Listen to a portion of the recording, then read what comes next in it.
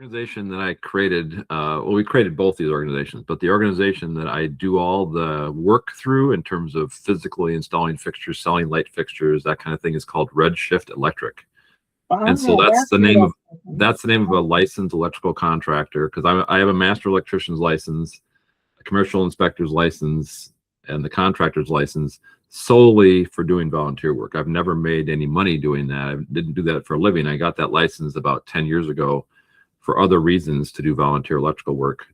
But the 501c3 is called Kickapoo Valley Dark Sky Initiative, and our board members do a lot of other outreach work. They write newspaper articles, they make presentations as well. They have a radio program in Viroqua. I think it's on a monthly basis. Grant writing, lots of other activities. We have 2 interns that work for us, that work with me. But all the work that requires licensure, requires liability insurance, that kind of thing, is done through Redshift Electric. Gotcha. My brother's an electrical engineer. He works in San Jose in the Silicon Valley, but he's been a practicing electrical engineer for like 40 years. Oh yeah. So I get you. Makes sense to me. It does have an impact on climate change. There's no question. Carbon. But yeah. If you can address that, I find that interesting. We don't have to necessarily address it in terms of what was said in the video. Yeah. Okay, so now I kind of understand that a little bit more. But so one of my questions was, why Kickapoo Valley? Why has this kind of taken root in the Kickapoo Valley rather than maybe other places? There's only one dark sky park in Wisconsin that I know of right now. Correct, and that's the perfect segue into why the Kickapoo Valley. So Newport State Park is currently the only dark sky recognized park in the state of Wisconsin. There are other places. Copper Falls State Park area.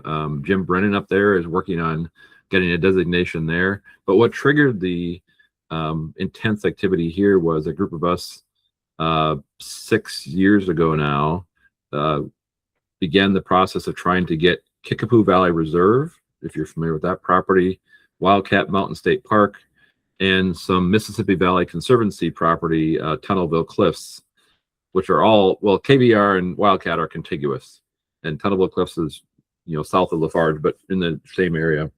It's over 13,000 acres of public land to get that land designated as a dark sky national park.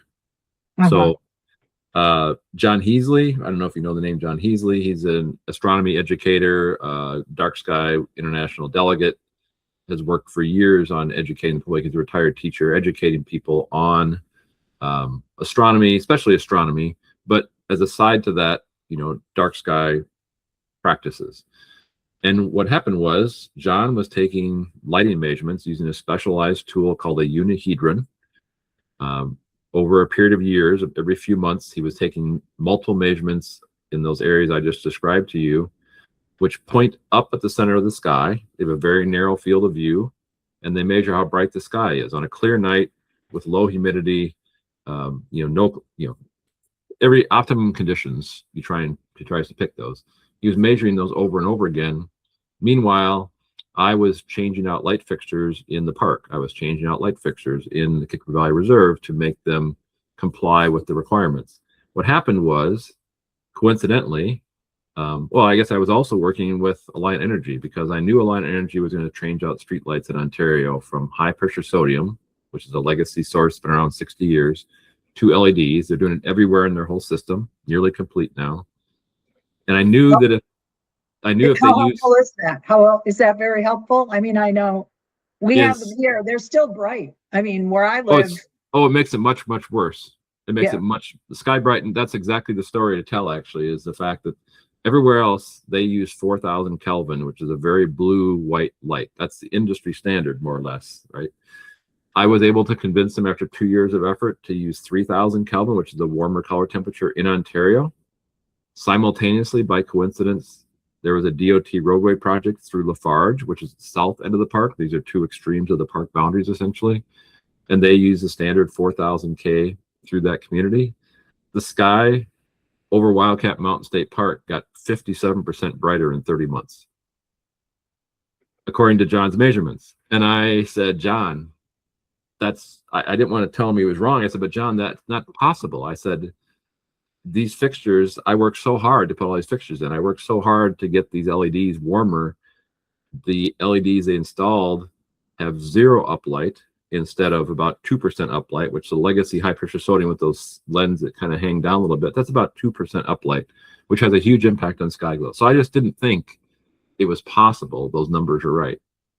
And it turns out those numbers were exactly right. The sky actually got 57% brighter in 30 months in an area that was very, very dark previously. And so that is what led to either saying, well, and then we no longer qualified. That the punchline is we no longer qualified to be a dark sky park. So we just stopped. We stopped our application process where it was.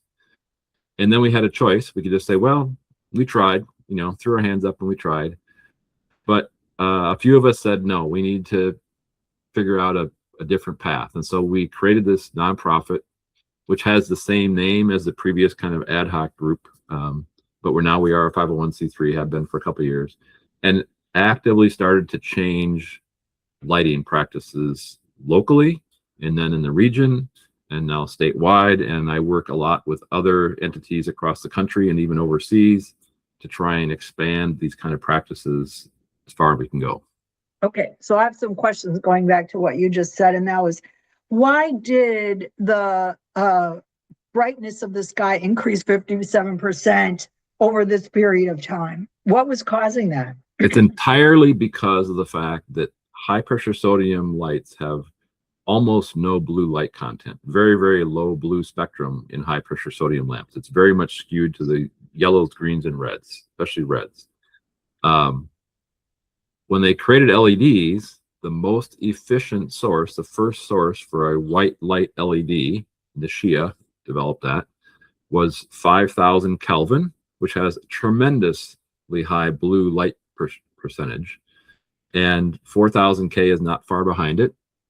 And what happens is the Rayleigh scattering, which happens from sunlight. Think about sunlight is a full spectrum, light source, right? Every color in the rainbow literally is in sunlight. When that hits the atmosphere, what color do you see? You see blue. Because the blue spectrum scatters so much more in the atmosphere than the other warmer colors do. The longer wavelengths do not scatter as much.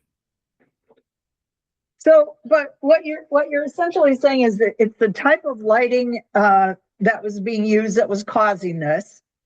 But it was also just the result of the road building project and, whatever other situations were going on, right? I mean, Well, essentially what happens is, you've seen this everywhere, right? As a road anywhere gets rebuilt, the old light fixtures come down and they put up new light fixtures, right? But the same thing is happening. It's very bright as it's going on. They light that stuff up like daylight, when they're out there. Yeah. Well, as it's going on, yes, but even after, I'm talking about regular street lights and roadway lights, but I want to be crystal clear and not leave the impression that street lights are the problem, right? Street lights are a relatively small portion of outdoor lighting in our environment. Okay. The majority of outdoor lighting is likely building mounted lighting or pole mounted lighting in parking lots, for example. There you go. And then what may surprise you, because it surprised me, is I've more or less ignored residential lighting because I'm a commercial industrial designer, all those things. I figured I'm not going to have to go talk to 100 people to change 100 light bulbs. I want to talk to one person to change 500 light bulbs, right? That's my philosophy. Sure. But I learned recently that because there are so many residential properties in number compared to commercial properties, that the percentage of light pollution that is coming from residential properties now is probably 40% of the light pollution problem. Really? And that's, discounting the whole streetlights thing. Here I was thinking the streetlights were really the major culprit. But no. I sort of live in this suburban area, and I noticed that my neighbors every night, they seem to need to have their houses lit up. Yes. It's a growing problem.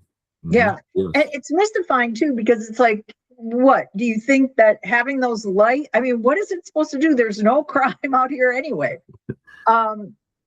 but yet they feel safer. And I guess we just feel safer with everything lit up really brightly. Like there's light pouring into my house at night from these outside sources.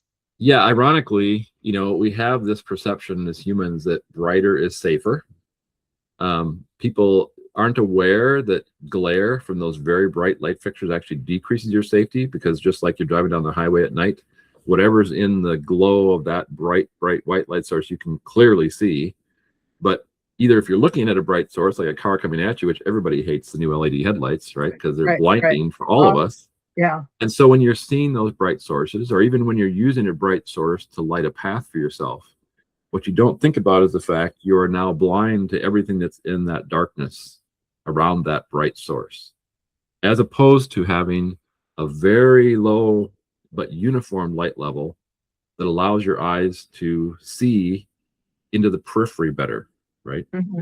And we have this perception. Interesting. No, go on. I'm sorry to interrupt. Oh, that's okay. That's okay. We have this perception that brighter is safer, and it actually is not safer, even in terms of in the moment safer. And beyond that, we have no idea. The knowledge doesn't exist in our society right now about the other negative impacts of these light sources on our health.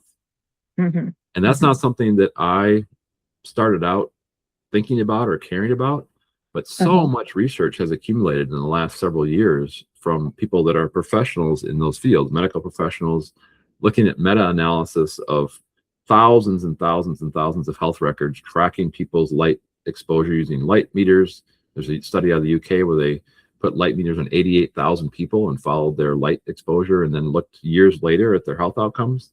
And it turns out that this artificial light at night, whether it's in your own house in the middle of the night or in the street or wherever, is really bad for our health. And what I care most about, quite honestly, is all these other species that can't put blackout shades on their windows. They don't have that choice, right? Exactly. This conversation is so interesting because I think I tended to view the problem in terms of development, and that is a significant part of it. But it's also these other things that you're talking about. But so I just have a question. One of the things that you notice at night, like I was coming home from Rhinelander a couple of weeks ago, and you would see these really, really lit up spaces. A lot of times they were car dealerships, and the light was just shooting up into the sky, and they were just so bright. Yeah. Wouldn't it be possible? I mean, do you have to be able to look at these cars at 3 o'clock in the morning? I mean, wouldn't it be possible for municipalities, if they were sufficiently, I don't want to say enlightened, but you know what I mean, if they understood the problem, to just say, let's take this down a few pegs, turn your lights off at 2 o'clock in the morning, something like that. Would that be helpful? Or? Oh yeah, absolutely. And car dealers are often mentioned to me because they are an obvious target, kind of the poster child for lights that are incredibly bright and often on all night long. So yes, there are huge opportunities there to use fixtures that are better in terms of distribution, that are lower in intensity. Changing color temperature would be ideal because you can still get really, really good color rendering, which is it's a technical thing, but the sun, the color rendering index, in other words, how well a source of light reflects accurately what the color of the object it's illuminating is, right? It's called a color rendering index. If you put a color chart, I've got lots of slides on this. Sunlight's the standard, right? That's 100.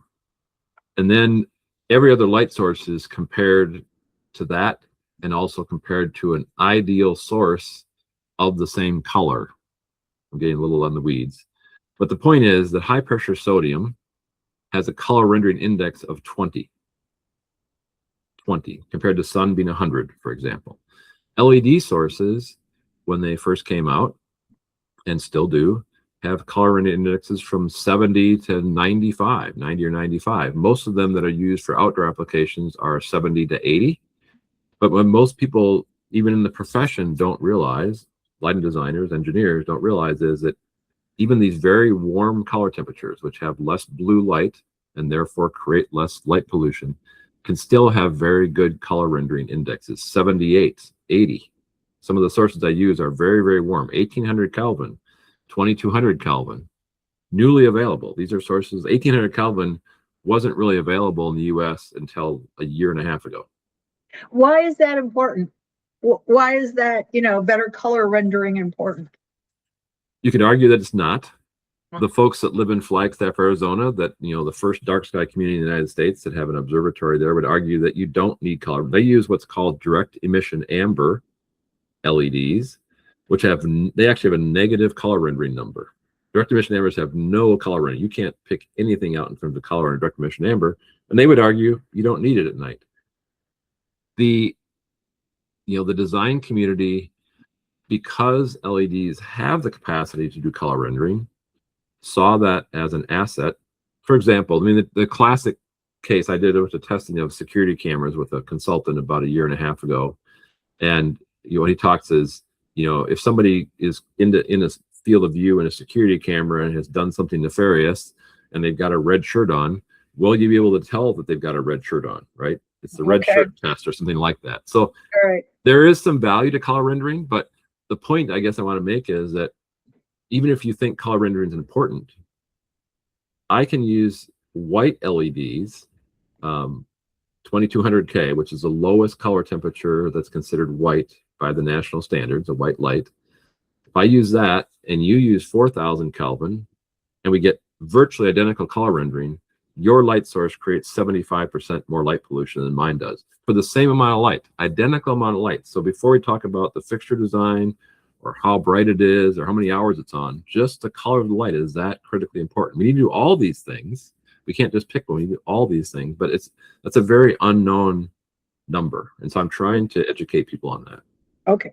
So two more things. I do want to talk more about the impact on sleep and human health, because I think that is a way to sort of educate people about the importance of dark skies initiatives. But I also wanted to ask if, are there any municipalities currently in the Kickapoo Valley that are adopting these principles in terms of the light fixtures that they're buying and installing and so on? Yeah, you teed it up for me. Thank you very much. Last year, we did installations of 2200K streetlights in 5 small communities in Vernon County and, I guess all in Vernon County. So Lafarge was the first place we started. I started out adjacent to this, this park because I'm working with municipalities that have their own utility company first. I'm also reaching out to MG&E, to Alliant Energy, to others, but I'm starting with these. So last year we installed 85 light fixtures as a pilot in 5 different communities: Lafarge, Westby, Viola, Cashton, Elroy. I forget anyone? I think that's 5. And this year we've already sold 520 light fixtures of the same type, 2200K street lights.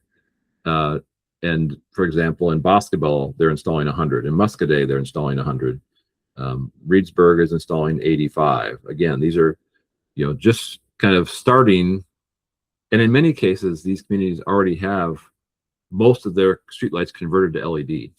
So what I'm trying to capture is, and luckily have a lot of great cooperation, is whatever your remaining stock of high pressure sodium fixtures are, let's change those out to 2200 Kelvin so people can see them for themselves. Sure. Here's an ironic thing is in Lafarge, that DOT project I talked about, and I'm also working with the DOT. They're very willing to engage with me. So I'm talking to the state lighting engineer that's responsible for the state specs for the DOT. I'm talking to the regional engineer. So they are not the enemy to me. They just, again, are unaware of the consequences of, in any case, that DOT project, which was done at 4000K just 4 years ago. Somebody who lives in Lafarge, I don't know who it is, reached out to the utility committee and said, I would like to pay to change those fixtures out to 2200K to match these other fixtures we're putting in. So I'm in the process of, I've done the calculations, I'm in the process of getting pricing, and then it has to go through DOT approval. Assuming all that works out, fingers crossed, those lights that were just installed in 2022 will get changed out to 2200K. And by doing that, we'll reduce light pollution there by 75% from those fixtures. Well, congratulations. That's great. So this is a private citizen that just said, I will pay for this to apparently. have it. Yeah, apparently. Yeah. That's fantastic. Yeah. Well, so obviously the word is reaching people. I mean, one of the things that I'm concerned about is sleep. I mean, you turn on the TV and 80% of the commercials are about sleep, or Instagram, it's all about sleep, getting more sleep, better sleep, blah, blah, blah. Yeah, Isn't the fact that we don't sleep, doesn't have a lot to do with, I mean, we're just like the animals. We're getting too much light and it's interfering with our sleep, for right? sure. And one of the things that I'll just share with you right off the bat is one of the arguments that has been made historically about why street lighting being blue, having these very blue white color sources, why it's so, relatively speaking, unimportant, is because of all the exposure we get from our screens that is blue light. Right. Or Right. even in our homes, I've replaced all the bulbs in my house are LED bulbs. They're all 2700K, right? They're all, and well, I have some 1800K that I use on table lamps and things. Mhm. But for the most part, they're 2700K lamps. Those still have a lot of blue spectrum, and I'm exposed directly to those sources for hours in the evening before I go to sleep. Right. So Yeah, that's true. there's no Good question point. that we are hurting our sleep by exposing ourselves to these LED sources that have blue light in them. There's no question. So we need to address that in every way. And I think the thing is that where public lighting comes into this, or where lighting that's in your neighbors, you mentioned your neighbors' lights are lighting up your bedroom window, for example, right?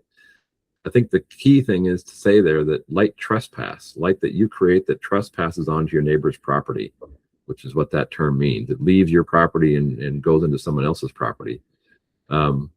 If you are trying to do things on your own by minimizing your exposure to artificial light at night, but your neighbor isn't, and the neighbor is throwing their light into your window, that's a real problem, right? Similarly, communities are well aware. I mean, that's the most frequent, other than LED headlights, the second most frequent comment I used to get when I did a lot of public speaking to general public was street lights shining in my window, into my bedroom window at night. That's the second most common complaint, right?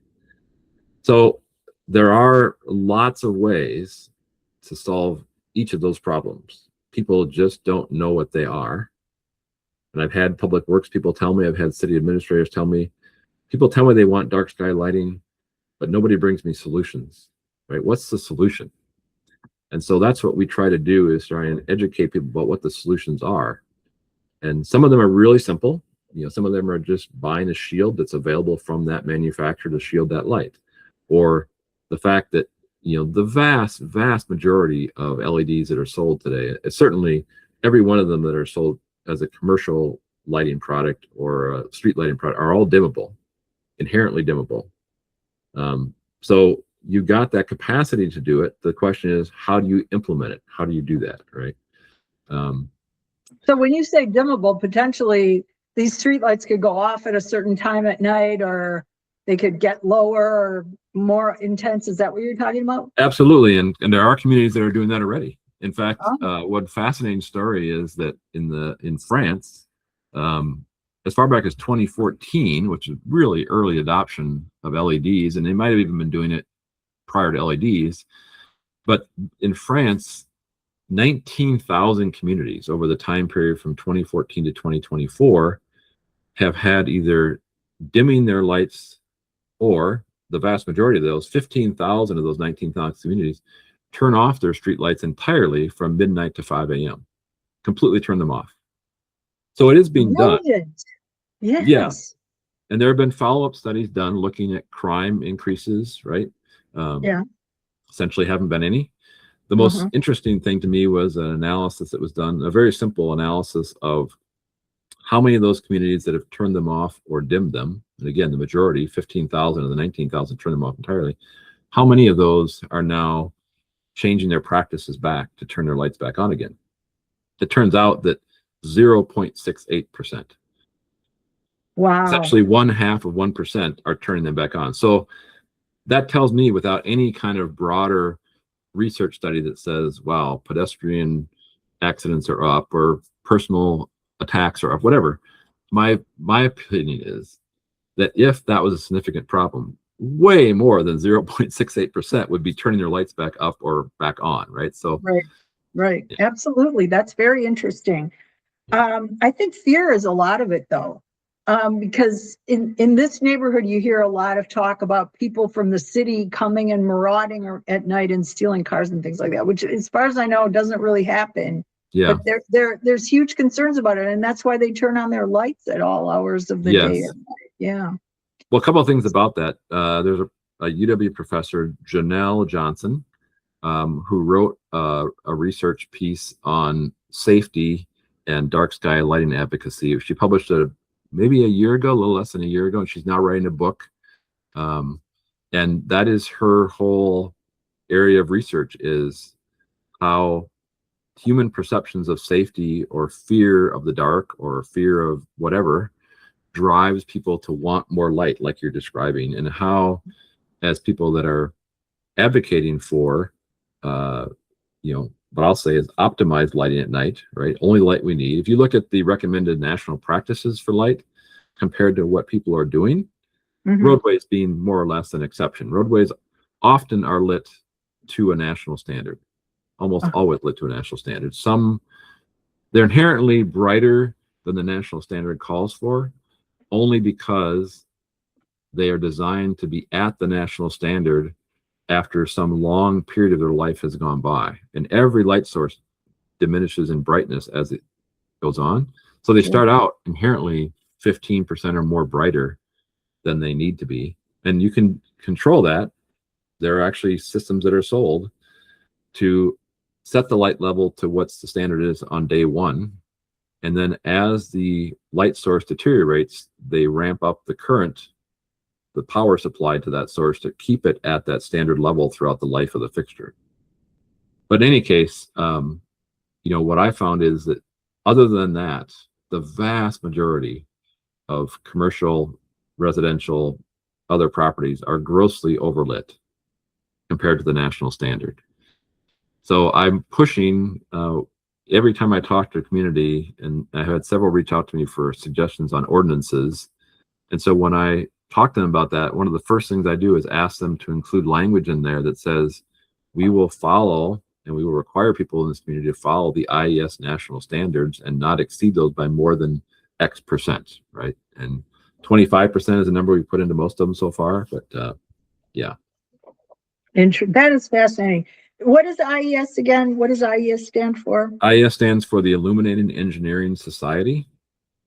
So it's an engineering society. It's an organization of professional lighting designers and engineers and code officials and so forth.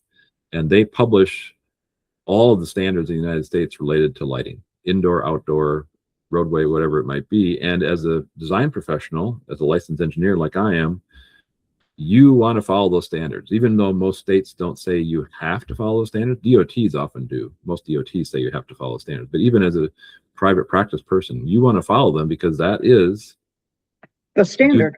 That's a standard. That's due diligence. So if someone trips on a sidewalk that I've lit, and I've lit that sidewalk to the national standard, then the lighting is defensible, right? It's not the issue. It's not the problem. Right. Okay. Exactly. Yep. Okay. So it sounds like what you're saying is that people just need to get more information on this, because people are aware that light pollution is a problem. They're somewhat concerned about it, but they don't really want to do anything about it. They're sort of like comfortable with this level of lighting up the night sky that we're doing. So how do we fix that? How do we give them a sense of urgency about changing this situation? Well, when you figure that out, let me know. I'll adopt that strategy. It's really what I don't know the answer to that. I think that is the hardest question, quite honestly. I mean, there is so much evidence of the negative impacts on all these other species. I mean, moths and birds are the obvious ones that most people might have heard about. Turn off your lights at night. The Birdcast, Cornell University. I work with an organization called the Bird Collision Prevention Alliance, which is the U.S. Fish and Wildlife Service and Cornell and a bunch of other groups working together to try and reduce the impact on birds of glass, but also artificial light at night. But what I don't know the answer to it, except to say that our philosophy with Kickapoo Valley Dark Sky Initiative with Redshift Electric is to simply get as many examples installed in as many places as we can of what the optimal lighting would look like if everybody adopted it. in Mhm. terms of energy use, in terms of light pollution, in terms of impact on humans and other species, and hope by doing that, and it's happened thus far actually, to say, I like it better, like the individual in Lafarge. I like that better actually. I don't need this incredibly blue, incredibly bright white light. I like better this other source, right? And Right. I've had it happen in very surprising places. Here's another example of why getting them installed is so important. I've installed, I think, 80, no, more than 85, over 100 fixtures now that are 1800 Kelvin, which is a very gold looking light Mhm. source. Has good color rendering, but very Yeah. gold source. I thought that people would look at those and go, wow, that's too gold. And so because I'm installing them and buying them and doing it all at cost, I chose fixtures that are selectable in color. They could be set with a switch just on the fixture. 1800K, 2200K, 2700K, increasingly more blue light. Same amount of light level. You can adjust them with dimmers so they have exactly the same amount of light. I expected that some people would say, can you just change it? I told them, I told you, I will come and change it for you. Nobody has asked me to adjust it. All those fixtures that I installed at 1800 Kelvin are still operating 1800 Kelvin. And some of the people that I most expected, like there's a white vinyl sided church in Ontario, and we installed those fixtures there entirely based on energy savings. There was no consideration of this is being done for light pollution or for the birds or human health, just all about energy savings. So I would have expected that would be the place that I might be most likely to be asked to change the color. And instead, when there was a sidewalk area that was in the other side of the building that was darker, there had been no light fixture there, I was asked, can you come back and put one more of these up? So I came back and put another 1800K light fixture, and they love it. So it's getting it in front of people and let them decide for themselves. But I think that is the best way to answer the question of how do we make the change. It doesn't create a sense of urgency, that was the point of your question, but I think that is the most effective way to get people to accept the fact that, wow, I actually like this lighting better. Yeah. One step at a time, in other words, just one Yeah. small step for, more darker skies at night. But eventually more and more people are going to wake up to this, and they're going to Yep. be feeling like we don't need all this brightness all the time. But I really liked what you had to say earlier about from like midnight to 5 a.m. These lights go off all together. I mean, in this neighborhood, there's not many people driving around after midnight anyway. So why are these lights on? That's a really great idea. I mean, there's energy savings for people, and Yes. there's also, a darker night sky, which is fabulous. Longevity of the fixtures, right? Those fixtures are turned off, and so those operating hours are not being used. That means those fixtures are lasting longer, which means that's much longer to have to get in the bucket truck and go up and replace them. Very I, good. I will tell you personal experiences, and my wife and I don't agree on this. So if you were talking to both of us right now, you get two different perspectives on this. But we were happened to be traveling in Europe at the time that study came out, and we weren't planning on going to France, but we added France to our itinerary just to go see these communities, one of these communities. So we were in a community south of France, Fontainebleau and Avon maybe, and they're one of the communities that turns off their lights at night. And even though I knew that, we had a chaotic travel day, and I'd forgotten that. And of all the places we ever stayed, we could not get into this Airbnb. It was a real problem. Couldn't get into it. And we arrived at 11:30 at night. And so we backpacked. So we got the bus and we're walking to our Airbnb. And we got to Airbnb, couldn't get in. Street lights are on. We're figuring out what we're gonna do. It was, like I said, it was kind of a chaotic scene. We finally said, okay, we're gonna walk to an area that has some motels, and we're just gonna get a motel, which is about a half hour away. That was like 11:59. At midnight, pitch black.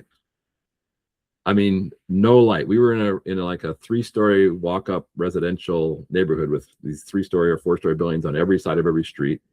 The street signs are not on a post. The street signs are painted on the side of these stone buildings. That's where the street signs are. And it's dark. There's no light from it. There's no light bleeding out from windows in a shop. There's nothing, right? And cobblestone streets in this part of the city, uneven curbs. Like, I can't walk. My wife has incredible night vision. That's why you get two opinions. My wife has incredible night vision. She's like, we'll be fine. I'm like, I'm not going to be fine. And so I, at that point, realized that as much as I'd like to be an advocate for shutting those lights off at night, based solely on that one experience in that one environment, I would say I'm more an advocate for taking those lights down to like 10%, right? Dim them by 90%, get them down to some minimum light level. So you can still, because you don't need much light to navigate. You can see very well with very low light levels. Or you could advise people to never go anywhere without their flashlights. Well, here we have, because we backpack, we each had a headlamp in our backpack. Yeah. We both forgot we had headlamps in our backpack. Both of us. It was a crazy evening. I mean, we both should have known that. We both forgot. So yeah, you're right. You survived. You survived. And thanks for ending this on a good story. That's an interesting story and also a good note.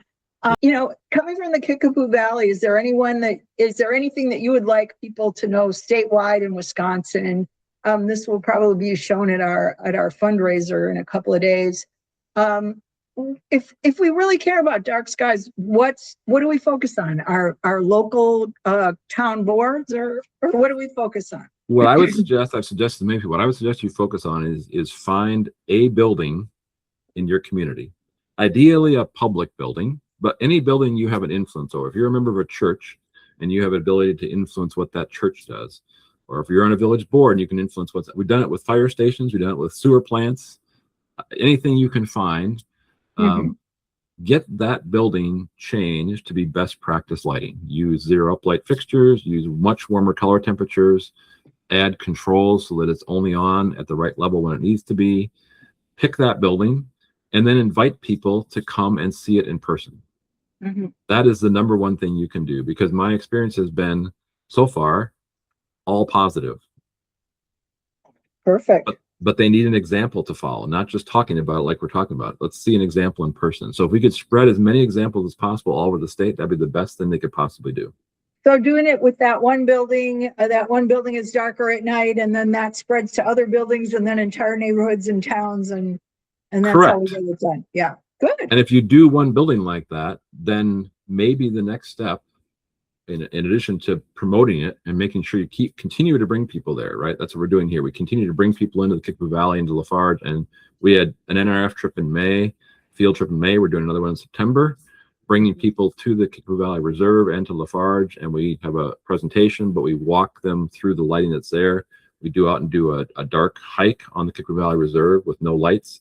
But the second step, I think, locally would be then, once you've done that, and you start to see people buying into this idea, then start talking to your municipal officials about, hey, let's see what our existing policies and ordinances say about outdoor lighting. Because likely there are some. And what I've discovered is that many that were intended to reduce light trespass and reduce public nuisance are still grossly overlighting spaces if you follow them, and most of them aren't enforced. But that would be the next step then, to say, how can we create a policy or an ordinance for our community that will start to turn the tide on future developments before they get really bad stuff installed that we have to change, which are going to last for 20 years probably. These new fixtures can easily last 20 years. That'd be the next step, I think. Okay, great. Sounds good. Well, thank you so much for joining us. I don't know if Cassie, if you want to make a few concluding remarks here, or I think we got a pretty good overview, Scott. Really appreciate you taking the time to be with us today and talk about this. You bet. Yeah. Absolutely. Yeah, we have a great amount of content. So next up, Scott, if you have, I know you mentioned slides and pictures. If you want to just send me links of things we can use to splice in. I didn't do that. Okay. I'm going to put that in my calendar right now. So I do it in the next 15 minutes, because if I don't put my calendar, I've got emails that come in while we've been talking. Let me just do it right now, and I will get those sent off to you immediately. I'll send you a link to a folder of presentations that I have. Great. Okay. And then there's multiple images embedded in there. So.